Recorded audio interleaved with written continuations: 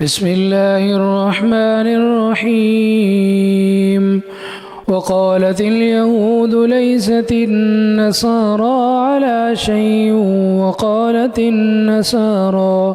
وقالت النصارى ليست اليهود على شيء وهم يتلون الكتاب كذلك قال الذين لا يعلمون مثل قولهم فالله يحكم بينهم يوم القيامة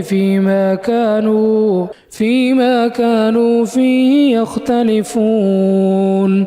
ومن أظلم ممن منع مساجد الله أن يذكر فيها اسمه وسعى في خرابها أولئك ما كان لهم أن يدخلوها إلا خائفين لهم في الدنيا خزي ولهم في الآخرة عذاب عظيم. ولله المشرق والمغرب فأينما تولوا فثم وجه الله إن الله واسع عليم. وقالوا اتخذ الله ولدا سبحانه بل له ما في السماوات والأرض كل له قانتون بديع السماوات والأرض وإذا قضى أمرا فإنما يقول له كن فيكون.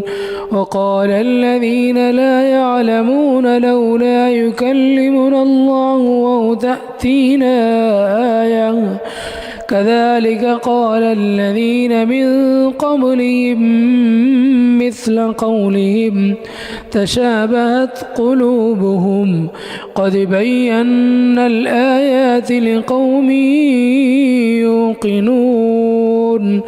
إنا أرسلناك بالحق بشيرا ونذيرا ولا تسأل عن أصحاب الجحيم. ولن ترضى عنك اليهود ولا النصارى حتى تتبع ملتهم قل إن هدى الله هو الهدى ولئن اتبعت أهواءهم بعد الذي جاءك من العلم ما لك من الله من ولي ولا نصير. الذين آتيناهم الكتاب يتلونه حق تلاوته أولئك يؤمنون به ومن يكفر به فأولئك هم الخاسرون.